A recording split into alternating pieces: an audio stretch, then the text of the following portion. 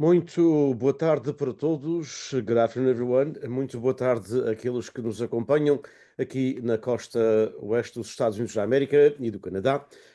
Também boa tarde, mas já, portanto, a querer talvez escurecer um pouco para aqueles que nos acompanham na costa leste, o caso do nosso co-moderador, do nosso amigo Ilídio Pereira, e de todos aqueles que nos acompanham na costa leste dos Estados Unidos da América e do Canadá. Muito boa noite para aqueles que nos acompanham em vários países lusófonos. Temos sempre algumas pessoas que nos acompanham em Cabo Verde, onde também já é noite, e no Brasil, em Brasília também, onde também já é a noite, e também alguns que nos acompanham, apesar da hora, quer nos Açores, onde ainda é cedo, porque são 11 e pouco da noite, e também em Portugal continental e na Madeira, onde já passam as 24 horas. Para um e para todos, em nome do Instituto PBB, do Portuguese Beyond Borders Institute, da Universidade do Estado da Califórnia, em Fresno, e em nome, obviamente, da Palcos, da Portuguese American Leadership Council of the United States. Bem-vindos ao que é o nosso primeiro programa desta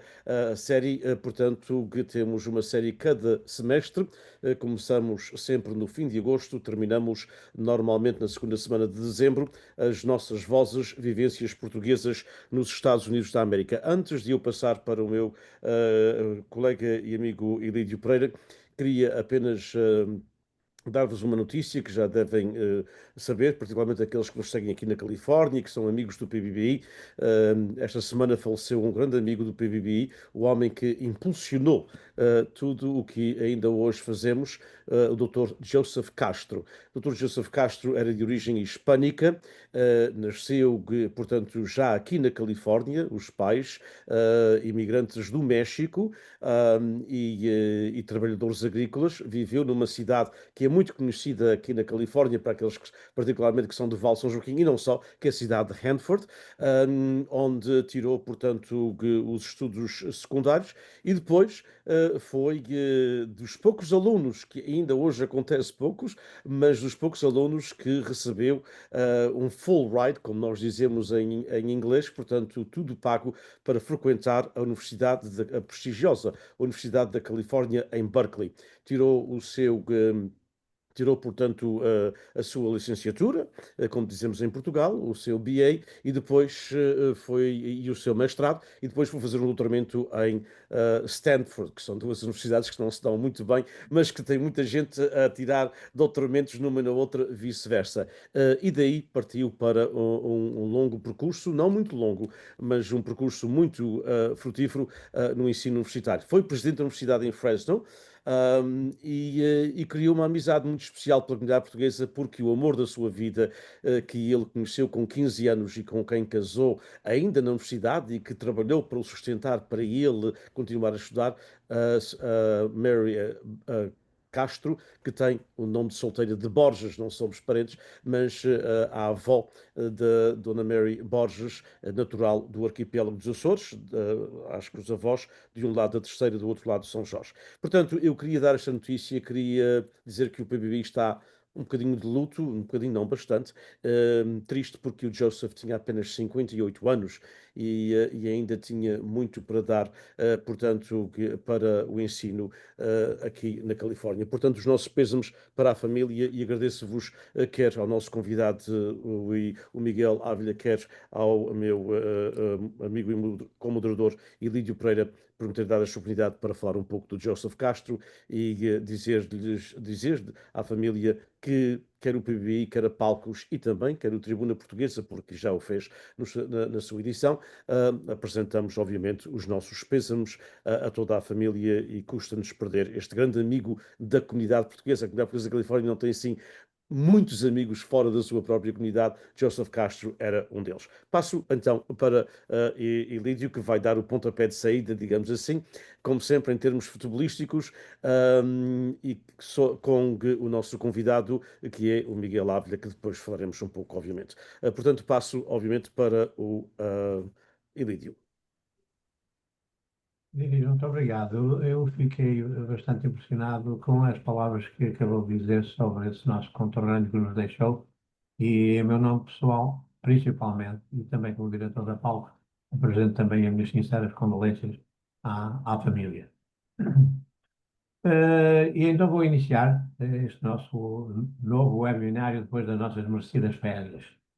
Em nome da Palcos e do PBBI, mais uma vez agradecemos a sua presença, Miguel Ávila, e, como é habitual, gostaríamos de pedir uma breve resenha biográfica. Quem é Miguel Ávila?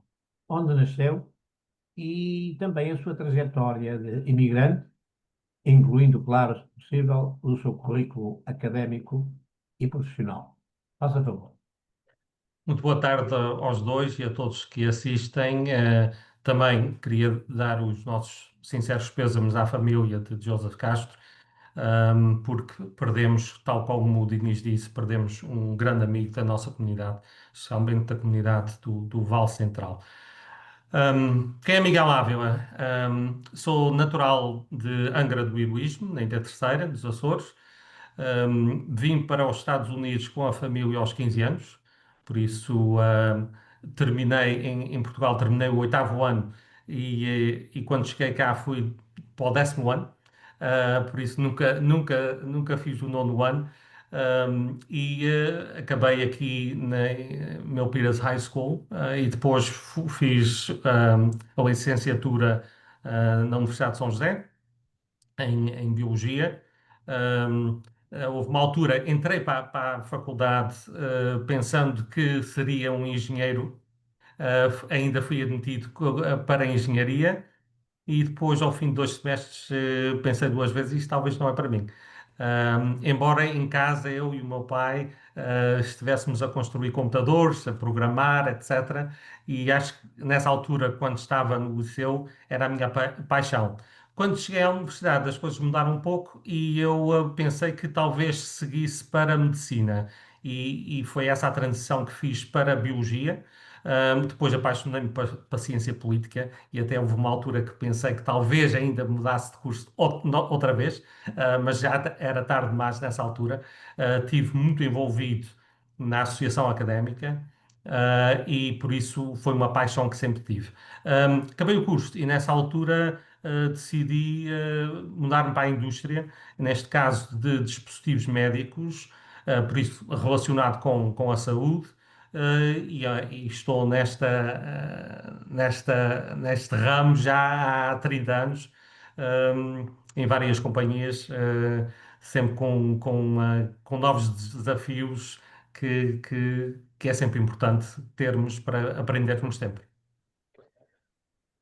Há um currículo bastante amplo, bastante amplo. E engraçado como passou de engenheiro para a biologia e, claro, a biologia era realmente aquilo que é a sua inclinação. Este é o nosso, o Miguel Ávila é o nosso interlocutor que está à frente do jornal, não é? Da tribuna, no seu caso, e tivemos aqui um interlocutor que também formado em biologia, engraçado, e que também está na informação jornalística portuguesa, lá em cima e no olho. Muito obrigado pela sua informação. Muito obrigado. Amigo Diniz. Obrigado. Obviamente apenas mudaste duas vezes, Miguel. Eu tive uma aluna que hoje é conselheira, aliás, na Universidade em Fresno, e ela fala muito nisto. Ela gaba-se de ter mudado 5 vezes. Por isso que tive 6 anos para tirar, obviamente, a licenciatura, porque mudou 5 vezes. Mas eu não sabia da parte das ciências políticas, aliás, sabia do envolvimento, mas isso quer dizer que estás agora bem preparado, depois de 30 e poucos anos, para concorreres para um cargo público no São José. Não, não sei se é isso, mas também para, pronto, para chegar a essa parte das ciências políticas, tirei o mestrado em administração pública, porque foi essa parte que, pronto, tinha a oportunidade de tirar um MBA, não é? Como qualquer pessoa que está, que já tinha alguns anos de indústria, mas achei que faltava uma coisa diferente. E a diferença entre o, o mestrado em administração pública e o MBA, 80% igual, os cursos são iguais, os 20% de diferença é relacionado com a parte pública, os serviços públicos, a administração pública.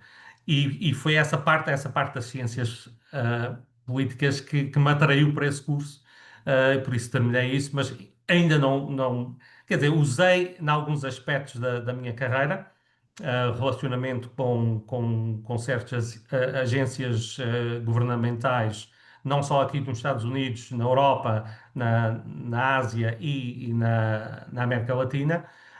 Por isso, isso sempre deu alguma ajuda. Mas é engraçado, ao Didi, deixe-me só entrar. Sabe que vocês, comparados comigo, são os meninos. Em Portugal, no 12º ano, agora diz-se 12º ano, mas era o 7º ano liceal. E quando se acabava o 5º ano, portanto passávamos para o terceiro ciclo, nós escolhíamos para onde, mais ou menos, qual era a nossa inclinação. Então, era por alíneas. E a linha que eu escolhi na altura, porque eu fui sempre conhecido por bem falante, era a linha E. E a linha E era direito. Acredite que eu nunca mais toquei em nada. Eu sou um profissional bancário com carreira de 40 e tal anos. Mas, como o Miguel diz, e muito bem, também ficou alguma coisa que me ajuda a, mais ou menos, intermolar com as pessoas, que é a parte do direito. Porque os advogados, como sabe, geralmente falam um bocadinho mais para os outros, às vezes dizem menos, e então, na minha carreira bancária, isso ajudou um bocadinho a abrir um bocadinho as portas. Desculpem esta Não, não, muito bem, intervenção. exatamente. Nós todos temos estes cruzamentos, estas coisas que cruzam aí, que depois podem Diga. funcionar, como o Miguel disse. Obviamente que nunca esteve diretamente na administração pública, mas também pode estar como político eleito, porque o futuro, e aliás, ainda és muito novo, porque os políticos na América só começam a partir dos 55 ou 60 anos, ainda tens tempo para lá chegar. Como é que começou o teu envolvimento na comunidade portuguesa da área da Bahia? Falaste um pouco sobre a questão de muito envolvido no mundo académico, na parte, na parte, portanto, académica em clubes e associações. Sei que foste um impulsionador da presença do clube português. Portanto, fala-me um pouco desse teu envolvimento na zona de São José, na comunidade portuguesa, a partir de quando chegaste, com um pouco mais de 14 anos, não é? Exatamente. No caso, o envolvimento começou, eu ainda não tinha começado as aulas na Universidade de São José e já era cofundador de uma associação portuguesa, o Clube Lusitânia. Por isso aí começou logo como é que se pode fazer, porque tinha havido um clube anterior, um clube luso-brasileiro anterior, ahm, na Universidade de São José e faltava qualquer coisa. Achava que faltava qualquer coisa ali na Universidade, da nossa presença na Universidade de São José. Ahm, Entretanto, nesses anos da universidade também fizemos rádio. Fiz o primeiro programa de rádio que fiz foi numa caravana nas traseiras da antiga Princess Fashions, que era uma boutique que existia no Aeroporto aqui de São José, e no estacionamento havia uma caravana e o Walter Torres tinha um programa de rádio, que o estúdio era dentro da caravana, e eu lembro perfeitamente dessa primeira emissão que fizemos lá. Um, Passaram-se alguns meses, depois houve a oportunidade de transferir esse programa para a estação oficial da Universidade de São José. Fizemos esse programa talvez 2 anos. Um, e mas não havia um relacionamento muito grande entre a universidade e os alunos portugueses da universidade e a comunidade. Havia uma certa separação. Também, na altura, não havia muito envolvimento entre o professor, na altura, o Araldo da Silva, que estava lá com a comunidade. Não havia, assim, grandes ligações com as associações comunitárias. E tentámos fazer essa aproximação entre os alunos e a parte académica com a comunidade. Foi através da USA American Education Foundation também que conseguimos essa ligação. Através dos congressos anuais, fazíamos parte de sessões, e lembro perfeitamente uma sessão no antigo Red Lion Hotel aqui em São José, em que fizemos uma sessão liderada por estudantes da universidade para estudantes dos liceus. E como é a vida universitária e como é que ideias é que podem ter para as carreiras. Um, Isso teve um impacto em mim. Depois também houve uma altura que e esse já o envolvimento com o jornal. Um, o padre João Ferreira, que na altura tinha uma página em inglês no Tribuna Portuguesa, convidou-me para de vez em quando escrever e colaborar. E foi assim que começou, de vez em quando mandar alguns artigos que eram publicados. O Dr. Cunha de Oliveira, na altura, era o diretor do jornal. E depois nunca larguei isso, não é? E depois houve várias gerências já depois disso e continuei sempre ligado de uma maneira ou de outra ao Tribuna Portuguesa. Muito bem. E esse envolvimento, só uma espécie de follow-up, esse envolvimento no mundo académico, com a comunidade, com a universidade, portanto, permitiu que tivesses também ao mesmo tempo um conhecimento do que se passava no dia a dia da comunidade, não só no mundo académico, não? Exatamente, e notava-se nessa altura, claro, eu com 20 e poucos anos, não é? Nessa altura notava-se a tal distância entre as gerações nas associações comunitárias.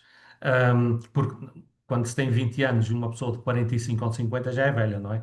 Ahm, por isso, nessa altura, havia certos grupos, em algumas dessas nossas organizações comunitárias, que não aceitavam certas ideias, que não aceitavam que se fizesse coisas diferentes, eram sempre as mesmas festas, o mesmo estilo de festas, ahm, e por isso é que às vezes era difícil inserirmos em alguma coisa.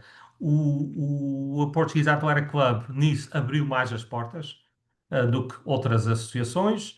A US American Education Foundation, como disse, sempre teve as portas abertas para essas iniciativas.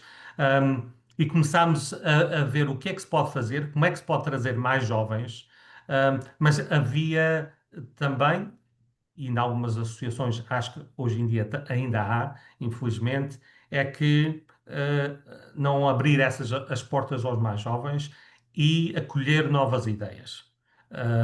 E até este fim de semana passado tivemos uma festa muito interessante, muito gira, com milhares de pessoas, a Batalha das Bifanas, organizada por dois jovens, o Taylor Amarante e o Brian Flores, que juntaram amigos e disseram: vamos fazer uma coisa diferente. É uma festa popular, mas um pouco diferente que atraia todas as gerações. Não é que haja música para todos os estilos, desde folclore ao rap, um, e que as pessoas se sintam bem lá. E é isso que é preciso haver mais. Deixar que se faça. Às vezes dá certo, às vezes não dá. Eu sou. Tive essa experiência logo de início da universidade, quando me disseram: se organizar um baile de carnaval, uma orquestra ao vivo a tocar samba, enche-se o salão com 1000 pessoas. Apareceram 26. E Pois. isto foi a primeira experiência que eu tive como presidente do Clube Lusitânia, o primeiro grande investimento. Na altura eram uns milhares de dólares que se tinha que pagar ao conjunto que estava lá, que era um conjunto, acho que eram 7 músicos, ahm, e que durante uns meses estivemos a fazer angariações de fundos para pagar as despesas.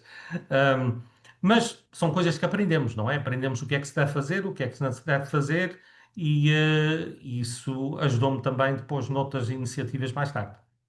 Eu não quero manipular e vou passar já para o meu colega Elídio, mas era só outro tipo de follow-up. Ou seja, quando disseste, Miguel, a questão da universidade estar um bocadinho virada de costas, apesar de ter lá o nosso saudoso amigo, de quem nós gostamos muito, o Heraldo da Silva, portanto, apesar do Heraldo, um excelente professor, um académico muito rigoroso, mas achas que, na realidade, era a forma de esses académicos, não foi o caso do Dom Leão Dias, mas pronto, aí já é outra história, mas desses académicos terem aquela velha escola portuguesa, onde de facto as universidades não estão muito inseridas no mundo português, ainda hoje não estão, infelizmente, no resto do mundo, para além dos muros da academia. Como é que tu vês isso? Pois acho que depende da personalidade do professor. Claro. Acho que tem muito a Ele era ver um com a produto, talvez, personalidade, daquele pensamento, não é? porque uma pessoa, o nosso amigo em comum, Heraldo da Silva, belíssimo professor, ah, meu amigo durante muitos anos, infelizmente faleceu durante a pandemia. Mas não tinha essa personalidade. Era uma pessoa muito introvertida, não tinha essa personalidade de aparecer, de ir a eventos, etc. Mas apoiava muito os alunos. O apoio que ele nos deu foi sempre, como se diz, carta branca, não é? Deu sempre o apoio que bastava chegar a ele e dizer queremos organizar isto, e ele disse: pronto, tudo bem. Ahm, Apoiou sempre. Mas não foi também professor de fazer essa ligação com a comunidade. E digo, com a comunidade de São José. Já não falo no sul da Bahia ou na Bahia de São Francisco. Falo de São José, que a universidade fica a 2 milhas da comunidade portuguesa, do centro da comunidade portuguesa. Por isso não é distância. Mas havia também da comunidade um receio enorme de, de irem até à universidade. Tivemos muitas dificuldades quando organizávamos eventos na universidade das pessoas aparecerem. Tinham receio que houvesse algum crime, tinham receio de não encontrarem estacionamento. Havia muito receio, embora fosse seguir em frente, quem passa em frente à Igreja das Cinco Chagas, seguir em frente e vira numa rua à esquerda e na garagem à direita, logo ali. Quer dizer, não tem assim grandes motivos para se perderem. Mas a comunidade também nunca foi muito aberta a isso. Só depois, uns anos passados, é que já começaram a aderir mais a eventos que se organizassem lá. Era mais fácil organizarmos na comunidade. E foi isso que também fizemos, especialmente no Atlético. Fizemos vários eventos no Atlético nessa altura. E, por isso, essa acho que tem, como estávamos a dizer, Tinis, acho que tem com a personalidade também da pessoa, neste caso do professor ou da professora, e se tem esse relacionamento já anterior com a comunidade. Porque se não tem, às vezes não tem essa personalidade para conseguir ser bem recebido, não é? No, ah, acho que perdemos o Diniz agora. Não sei, ele estava aqui muito bem, mas perdemos. Mas eu estou a ouvi-lo muito bem e a comungar com essas suas ideias. Aliás, mencionou sobre o que devemos fazer e o que devemos estar sempre juntos com a juventude. Eu, claro, bastante mais velho que vocês, eu gostava de dizer que realmente comungo mais de 100% com essa ideia, porque a juventude, queiramos ou não, queiramos ou não, é o futuro. A juventude é o futuro. Nós não podemos é ser retrógrados, ou não podemos ser velhos do desterro, do desterro, perdão, que não damos oportunidade em que haja quem venha com outras ideias totalmente diferentes. Eu, a nível profissional, vejo que aqueles que agora trabalham comigo, e alguns deles eram que andavam com a pasta, não é? Portanto, eu já tinha acabado há muitos anos a universidade, e eles ainda estavam a iniciar, e depois vieram para o banco, e agora têm ideias de apresentar aos clientes totalmente inovadoras, e eu, ao dizer que não está bem, estou a estar retrógrado e a não dar oportunidade à juventude, porque a juventude, queiramos ou não, é o futuro deste país e dos outros, principalmente deste e do nosso. E Este não também é nosso. podemos, e não podemos esquecer que também já tivemos nessa situação, não é? Quando éramos jovens, na situação de termos alguém que Exatamente, dissesse não, não é exatamente. assim, É. ou não se devem fazer as coisas dessa forma. Por isso, Miguel, sabe que nós pecamos muitos de nós. Por acaso, parece-me dizer que não. Temos uma memória curta. Desculpe ter interrompido. Não, não, aliás, continuo. Eu tive aqui um lapsozinho, não sei se viram, porque fiquei fora durante a Zoom fez-me uma brincadeira, É. mas estava a ouvir, pois, porque estava a seguir nas redes sociais. Então, portanto, vamos passar para a pergunta do nosso amigo Ilídio Pereira sobre, mais diretamente, o Jornal Tribuna Portuguesa e dar continuidade, e peço desculpa àqueles que, portanto, pelo breve lapso, mas ainda bem que já cá estamos de volta. Aliás, nunca perdemos a ligação com as redes sociais. E Lídio? Eu, depois do que eu tenho ouvido do seu currículo e da sua dedicação a tudo que é português e que é relacionado com a comunidade portuguesa, na Flórida, de certeza na diáspora, ah, quase antecipo a resposta que me vai dar. Eu gostava de saber, Miguel Ávila, como é que apareceu este envolvimento com o jornal Tribuna Portuguesa? Eu sei que agora é que o dirige, mas qual foi realmente o motivo primordial para o seu envolvimento? Pois, como disse há pouco, a primeira motivação para esse contributo foi porque ainda estava na faculdade, queria divulgar o que estávamos a fazer Exatamente. e foi o Padre João Ferreira que convidou que mandasse alguma coisa e depois também grande apoio do Dr. Cunha de Oliveira. Ahm, e depois, a partir daí, foram outros. Depois tivemos a Filomena Rocha, que esteve à frente do jornal há uns anos também. Lembro perfeitamente que, na altura, não havia maneira para se pagar certas despesas, por isso o padre Lionel Noia convidou para instalar o jornal na reitoria da Igreja Nacional Portuguesa das Cinco Chagas. E eu lembro perfeitamente, ainda era feita à maneira antiga, e tínhamos que ir lá, colar os artigos à mão, Uhum. fazer as fotografias e isso tudo. Hoje em dia é tudo feito eletronicamente. Mas sempre gostei disso, não? E depois houve a oportunidade, claro, quando os meus pais adquiriram o jornal, já há 22 anos, que, claro, há um envolvimento familiar muito maior nessa altura. Ah, Até então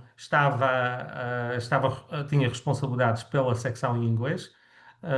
A partir daí comecei a fazer também colaboração em inglês e português porque a parte de inglês sempre, já há muitos anos que temos, desde o tempo do Padre João Ferreira, mas eram normalmente artigos que, pronto, não sei se interessavam ou não interessavam, eram em inglês. E por isso agora temos mesmo intenção e normalmente a única coisa que é repetida em português e em inglês é o editorial.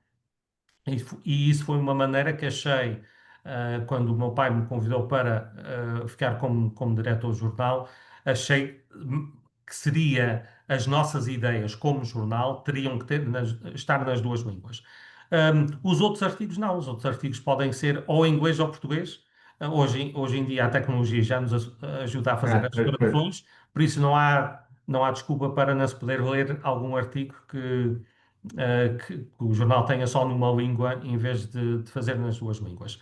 Um, e era a ideia foi sempre essa de dar colaboração aos jovens, dar a conhecer às nossas comunidades, muitas pessoas que ninguém as conhece e que temos grandes valores na nossa comunidade e essas pessoas são praticamente desconhecidas e é essas que nos motiva no dia a dia. Claro, o jornal tem uma época sazonal também, que é a época das festas Sim, das sim, nossas sim, sim. comunidades, não é? Mais ou menos desde abril a outubro, fazemos a cobertura das festas das nossas comunidades, especialmente aqui da Califórnia. Um, Infelizmente, somos o único jornal português da costa oeste dos Estados Unidos, um, e nós chegamos a tudo, não é? Porque damos apoio também, mas não é todas as edições, não é? Outros estados fora da Califórnia também, embora a grande maioria do jornal seja dedicada às comunidades da Califórnia, não podemos esquecer as comunidades de Idaho, a comunidade do Havaí e de outros estados que temos nos 50 estados dos Estados Unidos, temos Exato. comunidades portuguesas. Uhum. Por isso, é sempre tentar mostrar aquilo que bom fazemos nas nossas comunidades, as pessoas que temos, os valores que temos. um, e já agora deixo aqui um apelo a todos os professores e professoras de português que não só incentivem os seus alunos e familiares a assinarem o jornal, mas também a colaborarem com o jornal, porque é muito importante que haja essa continuidade, não é, para gerações futuras. E uma coisa que acho que temos muito pouco são cartas ao diretor. As pessoas gostam, não gostam. Gostamos de receber esse feedback. porque é importante também para crescermos, para fazermos melhor. Exatamente, exatamente. Por isso, querem dizer que foi bom, muito bem, querem dizer que foi mal, também é bom. Também é bom sabermos. Por isso, acho que há uma falta de envolvimento da comunidade nesse sentido. Porque vendo aqui há 30 e mais anos, ah, havia muitas cartas ao diretor. Havia mais esta ligação entre os leitores e o jornal. Algumas até são muito interessantes de se lerem, algumas delas atualmente com mais de 100 anos, dos jornais todos que já tivemos aqui na Califórnia. Sabe que, Miguel, a crítica construtiva é sempre bem-vinda. É sempre bem-vinda. Claro, todos nós gostamos que fizeram muito bem, está muito bonito, sim, mas quando há uma crítica construtiva, ajuda quem está à frente da empresa ou a gente à frente de uma companhia a modificar para o bem ou para um bocadinho melhor. Aliás, mencionou que é um dos predicados ou daquilo que mais lhe interessa na tribuna é dar a conhecer os valores que temos na nossa diáspora, na Califórnia e nos outros estados. Eu permito-me dizer que com o meu grande amigo Dinis Ross criamos estes webinários que intitulamos As Nossas Vozes, Vivências dos Estados Unidos, mais ou menos também com esse intuito, de vir darmos a conhecer quem é o Miguel Ávila. O que é que o Miguel Ávila fez desde que chegou aqui com 15 anos?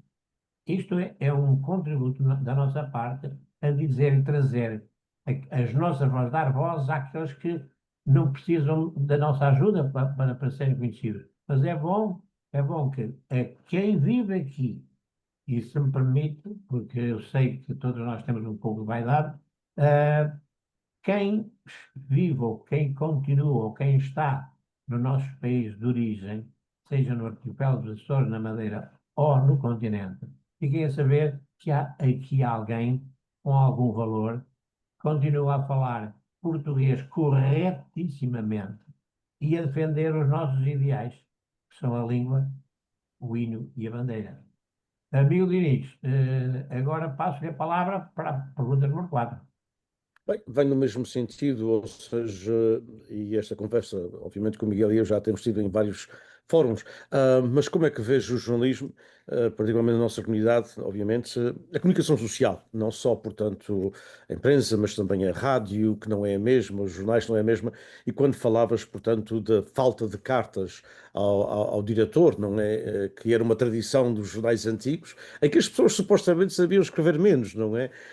Mas também vem naquela linha que era a rádio também, como tu sabes, quer dizer, portanto, porque o saudoso senhor Joaquim Esteves falava com os seus ouvintes, não é? E os seus ouvintes telefonavam-lhe de minuto a minuto, não é? Podia não ser aquela rádio que talvez nós disséssemos profissional, entre aspas, mas era uma rádio comunicativa, não é? Eu penso que muitas vezes eh, o mundo muda e perdeu-se essa ligação. A rádio definitivamente perdeu essa ligação que tinha diretamente com os seus ouvintes, com os programas independentes, como se chamava antigamente. Mas como é que tu vês a comunicação social, os desafios e algumas perspectivas numa comunidade que nós queiramos, quer não, é mais em inglês, portanto, fala português, mas as pessoas que já nasceram aqui, particularmente já segundas gerações, podem falar em português, mas não se sentem à vontade para ir para a comunicação social, para ir para a rádio. Falaste, portanto, da Batalha das Bifanas, deduzo que a vasta maioria foi em inglês, não é?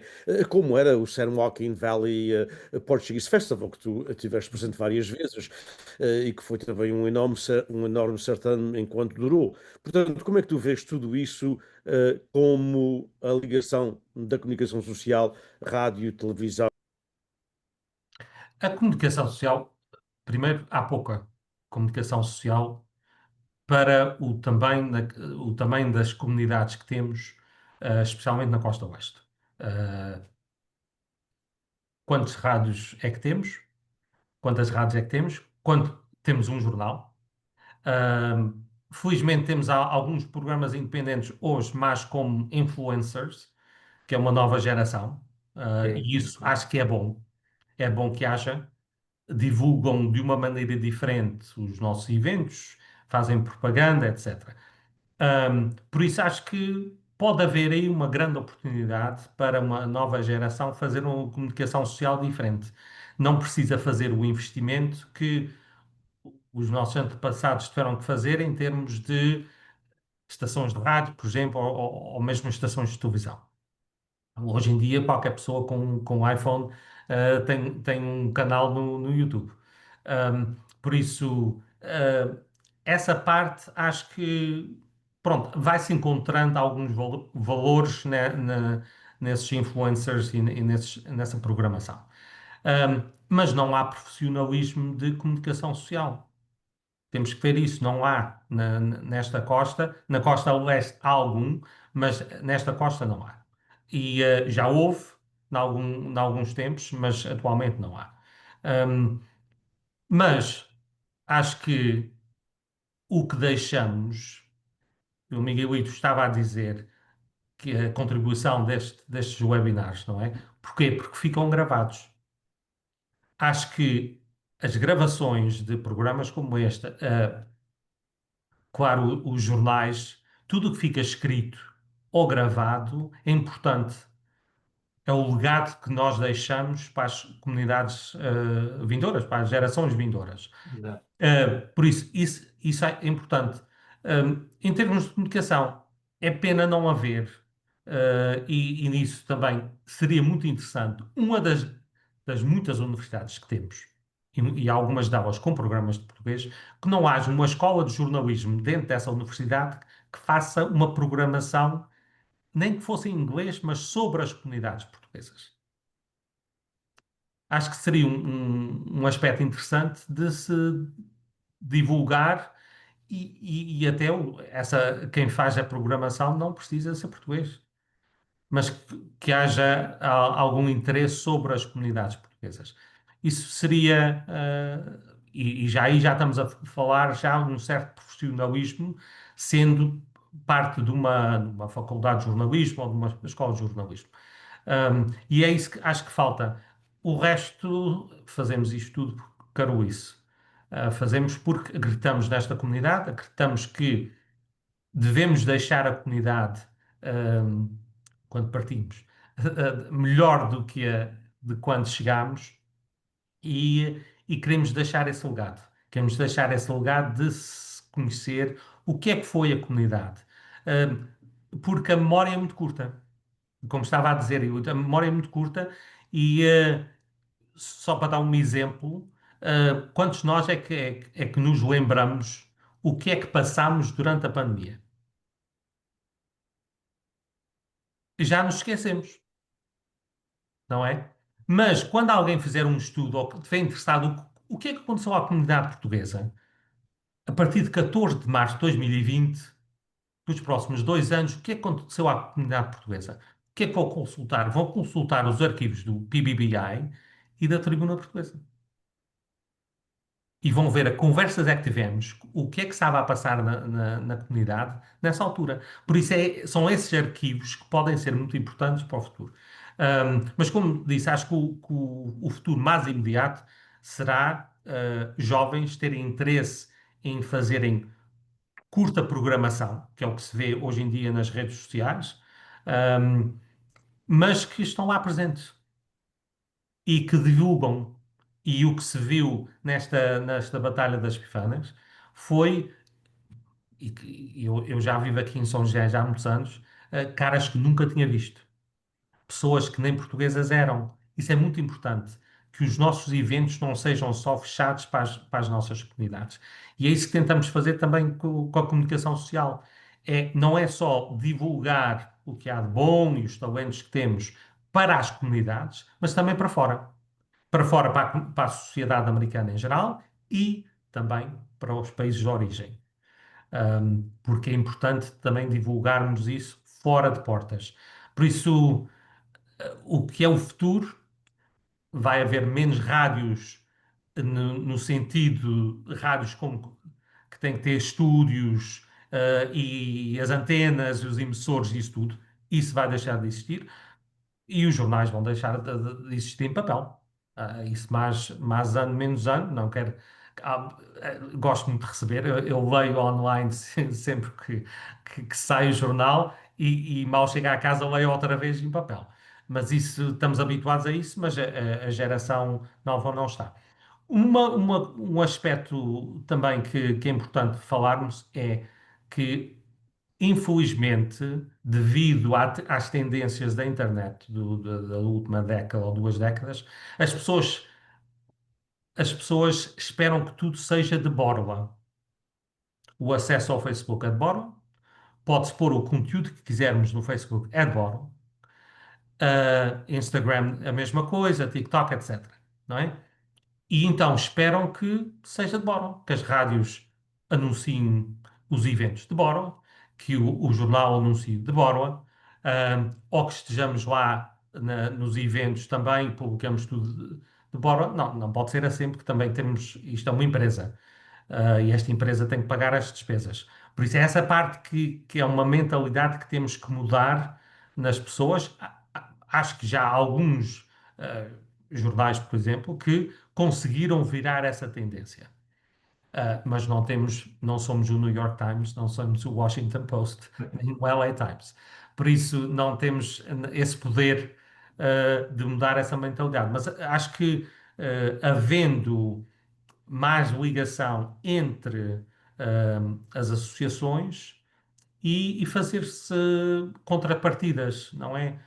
Um, Eles anunciam, fazem anúncios do órgão de comunicação social e nós anunciamos. Um, Pode-se reduzir os custos nisso, e assim divulga-se.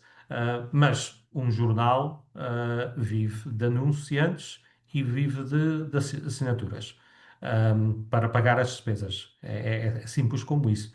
E por isso é isso que a comunidade tem que ver. É muito bonito verem um jornal, mas se não assinarem, e as assinaturas podem ser online, podem ser em papel, podem ser nos dois, ou se não colocarem anúncios das suas empresas, é difícil manter um órgão de comunicação social sem esse apoio da comunidade. Não haja dúvida. Aliás, Fresno, que é uma cidade com 600 mil habitantes, quer dizer, portanto, não é São José, obviamente, mas quer dizer, pronto, mas já tem 600 mil, e o Fresno Bee passou para digital.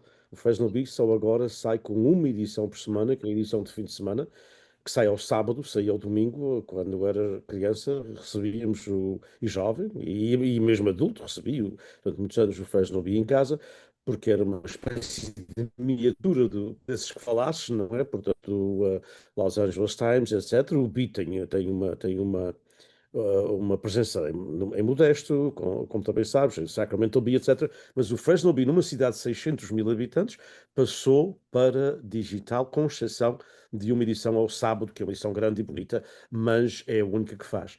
Infelizmente, nem os grandes, até, pelo que parece, aguentam-se, não é? Há neste momento fortes boatos, como tu sabes, de que o Los Angeles Times pode passar também para o digital, com exceção de 2 edições por semana, não é?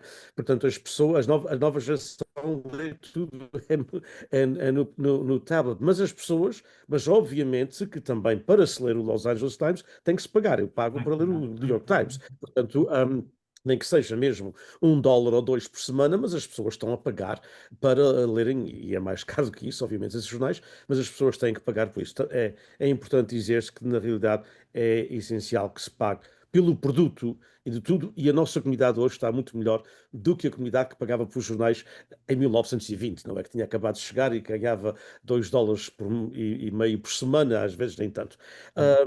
Passemos então para o meu amigo Ilídio Pereira, para a próxima pergunta, que é para desligarmos a comunicação social e irmos para um assunto que é um assunto eterno, pelo menos aqui nas nossas vivências, porque tem a ver com serviços comunitários que a comunicação social também está em.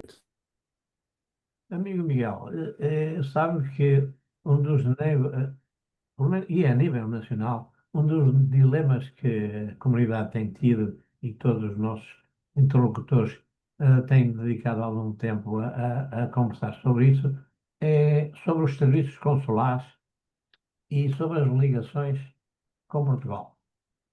No caso específico da Califórnia, claro, mais que os Açores, e entre a comunidade, exatamente. Como é que o Miguel Ávila vê os serviços consulares na Califórnia? Eu sei que a distância entre São José e São Francisco ainda é um bocadinho.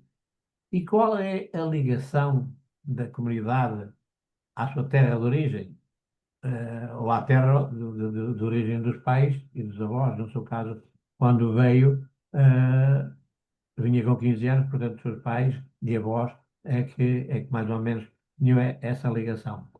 Isto tem sido um tema que, e voltando àquilo que conversamos, são críticas sem ser destrutivas, são críticas construtivas, são críticas, são mais opiniões do que praticamente críticas.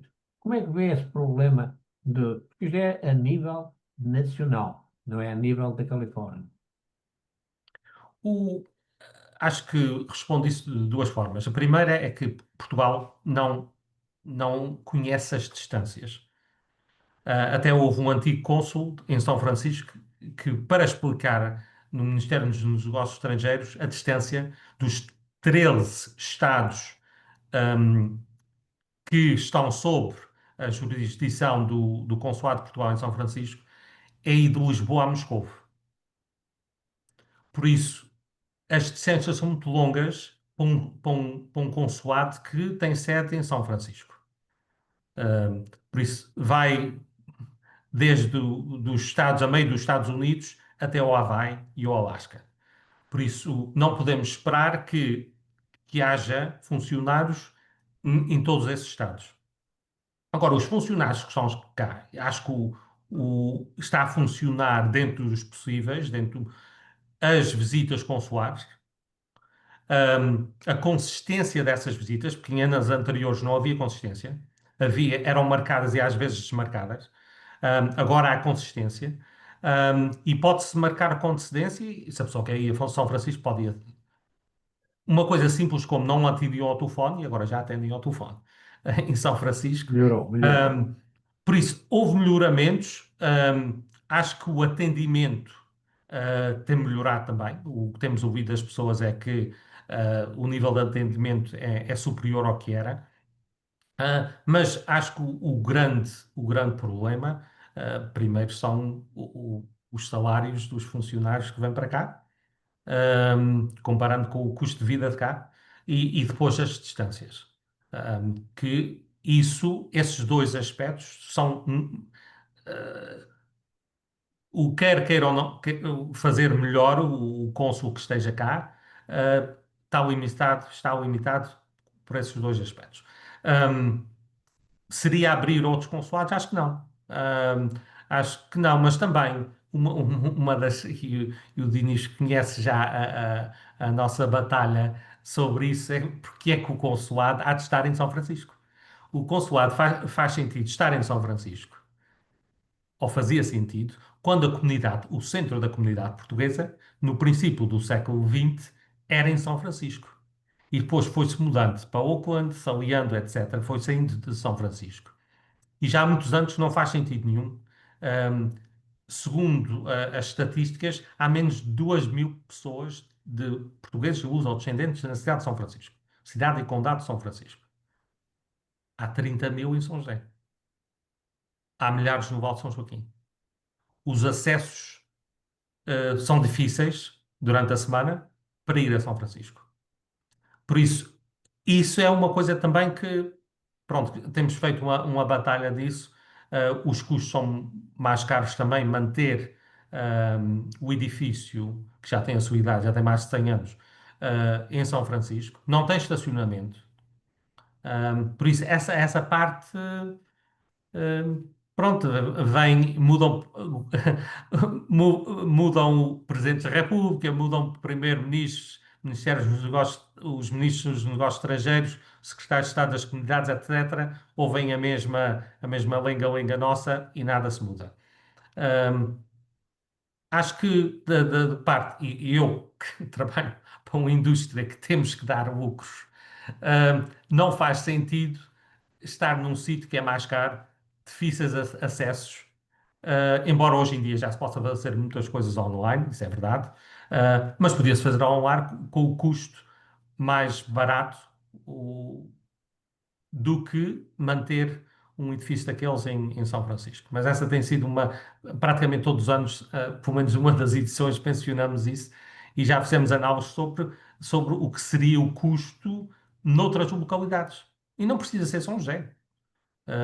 Mas uma localidade que seja mais central, pelo menos para as comunidades da Califórnia. O outro aspecto também é, noutros estados, os cônsules honorários têm outros poderes que não têm na Califórnia. Ou que não têm. Aí vamos conversar. Aí acho que havia possibilidades de, porque não, dar certos poderes. E uma coisa, se não temos as pessoas certas, mudam-se. Usam-se. Se é preciso alguém que seja cursado em direito, digamos assim, ou um requisito qualquer, pois muda-se quem está lá se não tem esse requisito. E se faz, qualquer empresa faz isso, não é? Quando precisamos de alguém com certas capacidades que o empregado não pode não ter, pronto, fazemos uma mudança. Por isso seria uma maneira também de chegar mais a estes estados, porque temos os cônsules honorários, possivelmente podíamos ter mais, mas só se, não, para cortar a fitinha, mas também para oferecer esses serviços às comunidades que estão mais afastadas de São Francisco. Eu concordo em absoluto consigo. Em primeiro lugar, como eu disse, quase todos, eu diria bem perto dos 85% dos nossos interlocutores tocam sempre nessa ferida, porque é uma ferida nacional, ao nível nacional. É que na Califórnia, os últimos números, são os números, são 400 mil luso-americanos e tem então um consulado em São Francisco que não é equidistante de quase nada. De quase nada. E tem 4 cônsules honorários, mas que não podem fazer nada. O corta-fitas era o senhor, aquele general Américo Tomás, que adorava cortar as fitas, porque ele vinha sempre vestido de branco, e então ficava muito bem a cortar as fitas. Isso não dá importância a vocês nenhum. E por que razão eu estou a trazer isso à conversa? Porque, por exemplo, na Flórida, que para espanto de muita gente, agora é o terceiro estado nos Estados Unidos, tem 120 mil. 120 mil e não tem consulado, não tem cônsul geral e tem uma cônsul honorária, mas com os mesmos poderes que o nosso querido Diniz Borges e outros colegas dele têm aí. Ou quer dizer, em sumário, que não pode fazer nada. Portanto, eu concordo em absoluto com a sua explicação.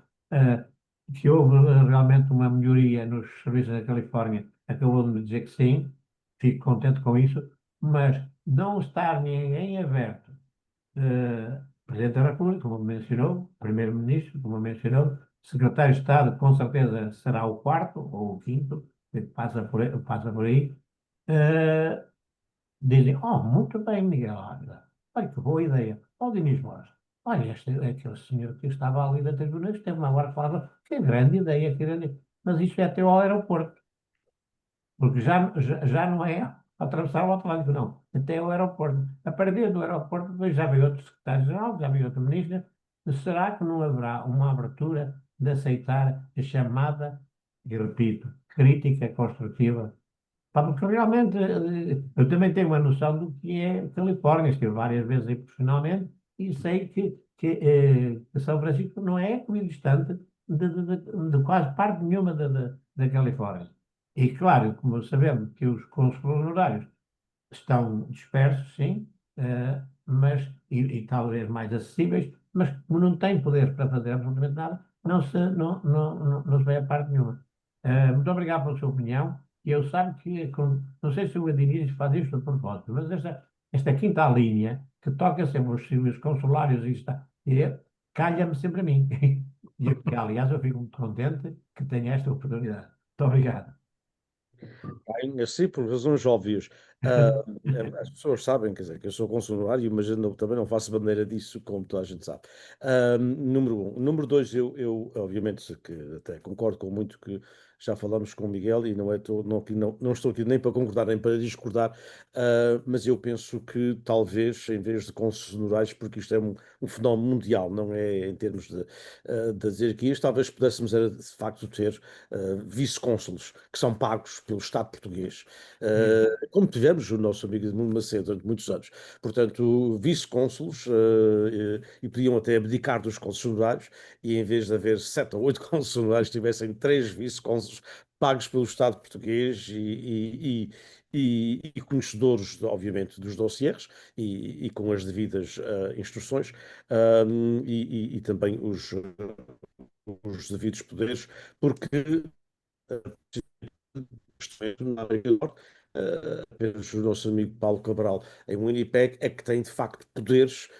Ele é, para todos os efeitos, um vice-cônsul, não é um consulário. Ele pode emitir passaportes, ele tem a máquina, ele tem tudo, não é? Enquanto que o resto nada se faz. Enfim, Mas, mas Diniz, tristezas não só para dar pagam uma aqui. ideia estávamos a falar das distâncias, só para dar uma ideia para os nossos amigos da Costa Leste.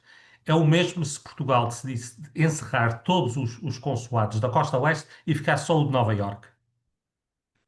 Isso é exatamente o que acontece com São Francisco. Pois, claro, As distâncias que estamos a falar aqui, não é? E por claro. isso é que as pessoas às vezes não medem as distâncias ou não percebem as distâncias.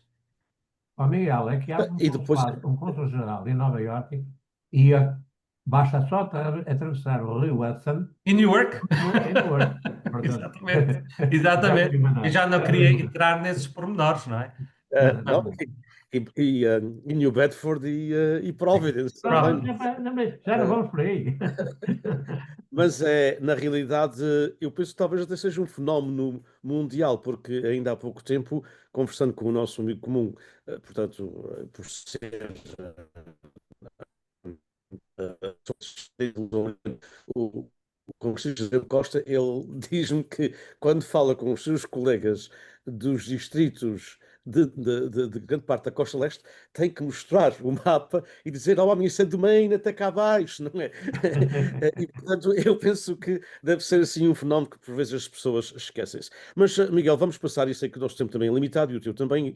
Ahm, Como diretor do jornal e como membro da nossa comunidade portuguesa da zona de São José, da área da Bahia, e falámos já um pouco indiretamente quando falaste do jornal, e da comunicação social, mas pronto, quais são os desafios e também algumas oportunidades que podemos ter no futuro para o estado da Califórnia, não só na tua zona, mas o jornal serve toda a Califórnia e não só, mas falando particularmente da Califórnia, todos nós sabemos, e já se tratou isso no jornal Tribuna Portuguesa tantas vezes, ou seja, já lá vão os anos e já lá vão os anos que a comunidade portuguesa, e não estou a falar de há 100 anos, mesmo há 40, já estou a falar, portanto, em que a comunidade portuguesa estava muito concentrada em 5 ou 6 zonas da Califórnia, não é?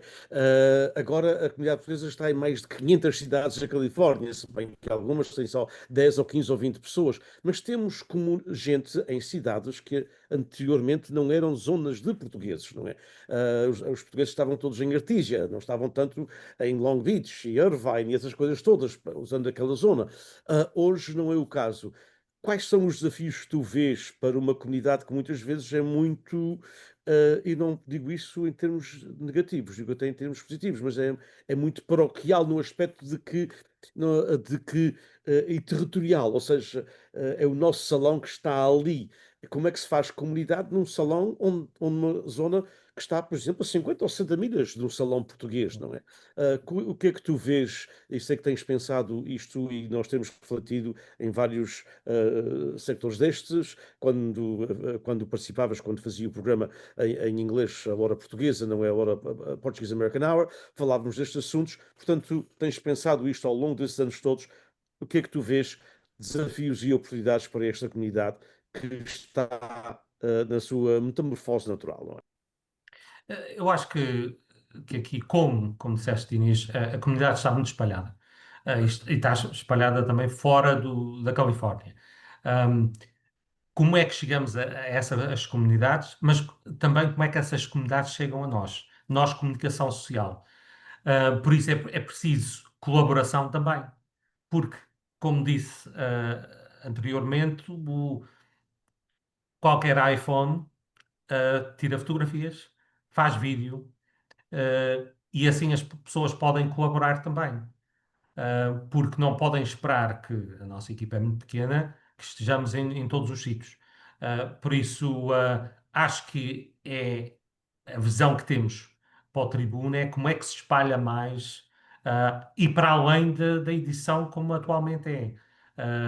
Usando vídeo, já temos feito alguns programas, fazendo colaboração que também fazemos regularmente com a SIC Internacional e a SPT Television de New Jersey.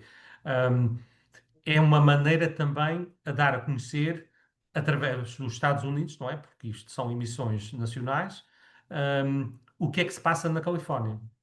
Mas chegando a essas comunidades, falando mesmo só da Califórnia, ou mesmo daqui da costa oeste, um, as pessoas sentirem, ó Miguel, vou-te enviar umas fotografias, vou-te enviar um vídeo, tivemos este evento em Arqueira.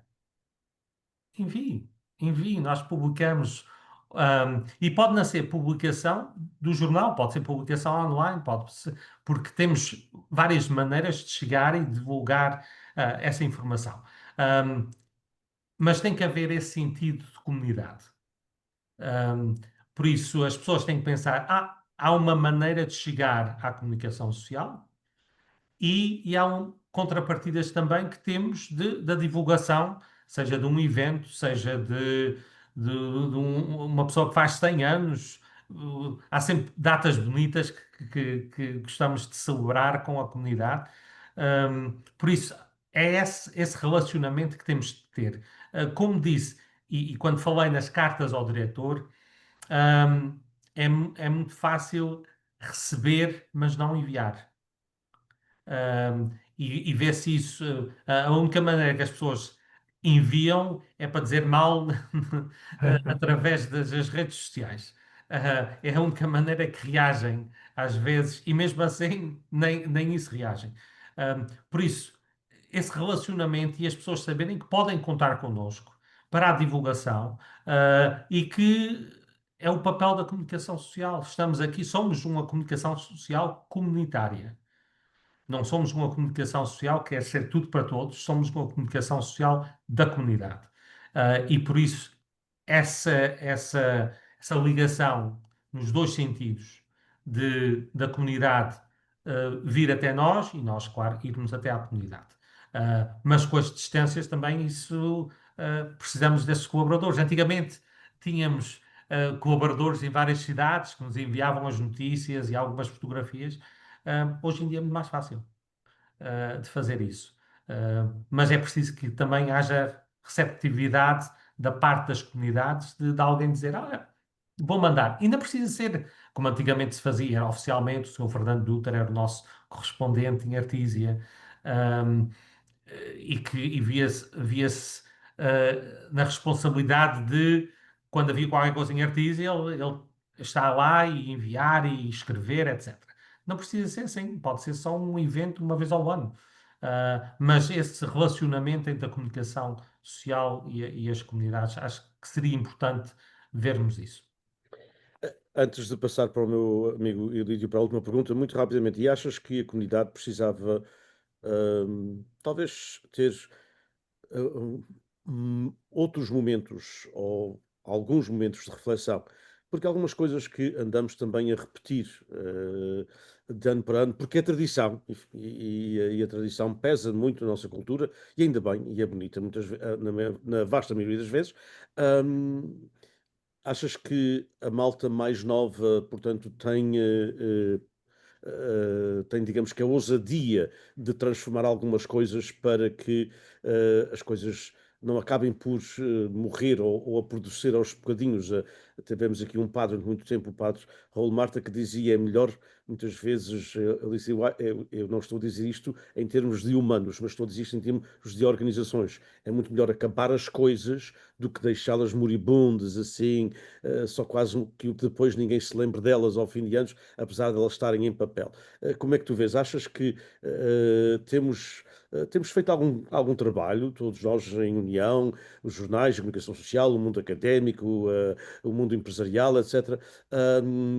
Há, na tua perspectiva, continua a haver digamos que, algum apetite para, pelo menos, falarmos destas coisas? Acho que o apetite existe, agora é tornar isso em realidade, em ação. Essa parte é que acho que falta.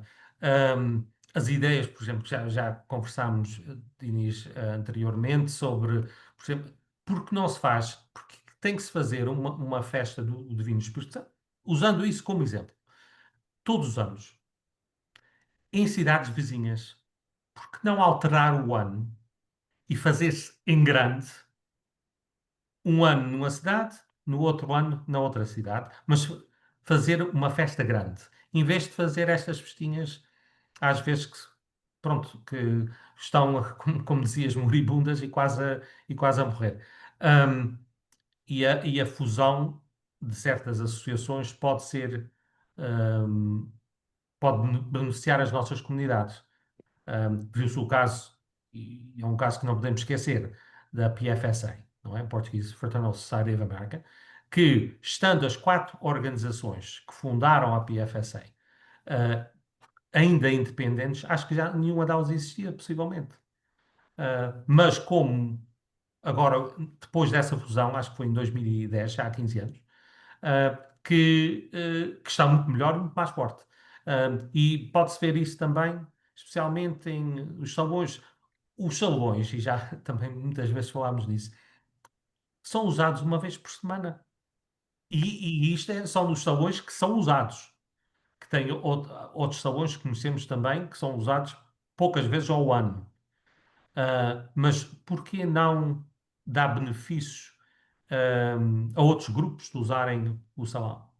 De se criarem, por exemplo, aqui em São José, temos várias associações, algumas perderam as suas sedes, algumas têm dificuldades em manter as sedes, criaram um centro cultural português, em que várias associações, o mais perto disso que temos é em Santa Clara, que o Salão da Sociedade do Espírito Santo angaria, acho que são 6 ou 7 organizações portuguesas. É o mais perto desse centro cultural português que temos aqui, pelo menos no norte da Califórnia. Por isso, essas são, são ideias que já foram debatidas, foram ideias que já falámos várias vezes sobre isso, mas daí a torná-las realidade ou tomar a ação, hum, acho que as pessoas gostam, e eu lembro perfeitamente da missa da fusão da PFSA, a cara das pessoas quando entraram. É como se estivessem num funeral. Entravam lá, mas depois já na saída já estavam com outra cara. Mas verem que, pronto, aquilo pode acabar e há possibilidade de se fazer ou pensar diferente. Por isso, refletir, para dizer a verdade, Diniz, acho que já refletimos bastante. Não quer dizer que não haja ainda espaço para reflexão, mas há muitas ideias. Ahm, acho que é comunicar essas ideias e torná-las em realidade, torná-las em ação. Claro, o apetite para falar, mas depois o apetite para passar ao próximo passo. E não é fácil, não é fácil porque há sempre alguém que sente que a sua associação, em que pertencia o pai, ou o avô, ou a avó, vai perder alguma identidade, não é? Portanto, Mas eu penso que se uma o fizer, se alguém numa cidade fizer essa junção, aliás, estão a falar neste momento, Selma e Lamour está a falar nessa possibilidade, se isso acontecer, eu penso que será depois o pé de saída, digamos assim, para outros terem a mesma coragem, porque é um acto corajoso, não é? De enfrentar as críticas que vão aparecer à volta disso. Eu vou passar para o meu amigo Elídio Pereira, porque já estamos em hora avançada e queremos terminar, porque o Miguel tem outro compromisso e, portanto, vamos passar para o que será a última pergunta e desde já, obviamente, os meus agradecimentos, João Miguel. Eu começo por realmente voltar a agradecer ao Miguel ter cedido estar connosco. Foi um imenso prazer. Eu não o conhecia pessoalmente, agora já o conheço bastante bem, porque nesta hora e pico fiquei a conhecer realmente o Miguel Ávila e por isso quero agradecer em meu nome pessoal, em nome da Palco, a sua presença aqui e queria só convidá-lo para uma mensagem final. Porque fizesse a fineza de dizer às pessoas que seguem os nossos webinários, as nossas vozes, vivências nos Estados Unidos, a sua opinião sobre eles, sobre esses webinários, claro. Mais uma vez, agradeço a oportunidade de estar convosco. Acho que temos aqui uma oportunidade de deixar, como disse anteriormente, um legado do como se pensava na comunidade portuguesa, falando no futuro, não é? Que volta a ver estes webinars, que veja emissões de televisões, que sejam gravadas, ou jornais, veja como é que se vivia na comunidade, porque não podemos esquecer que tivemos uma geração que quase deixou de falar português. Nós esquecemos isso também, a memória é muito curta. Depois de acabar a imigração, nos meados do século passado, do século XX, nos anos 50, o que é que se vê? As atas das organizações já eram todas em inglês. A comunidade já falava inglês. E foi um vulcão que trouxe uma nova vaga que fez com que voltasse a falar português. Um, por isso, acho que é importante não só manter a língua, mas mais importante ainda que a língua é manter a cultura, porque a língua pode-se perder e vê-se isso em casos no mundo inteiro. Diáspora portuguesa que já não tem contacto com Portugal, ou já não estão em imigração de Portugal já há décadas, alguns já há mais de 100 anos, e que ainda têm aquele amor pela cultura portuguesa.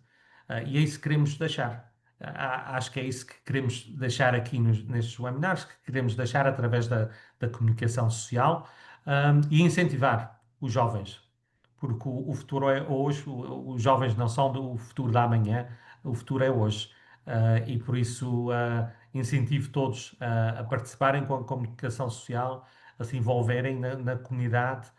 A língua hoje em dia não é a barreira que era quando eu cheguei cá, que lembro-me que quem não falava português não era bem aceito em muitas associações. Hoje em dia não. Por isso é uma vantagem para os nossos jovens não se sentirem que têm que falar português para dirigir uma associação. Não, não precisam disso.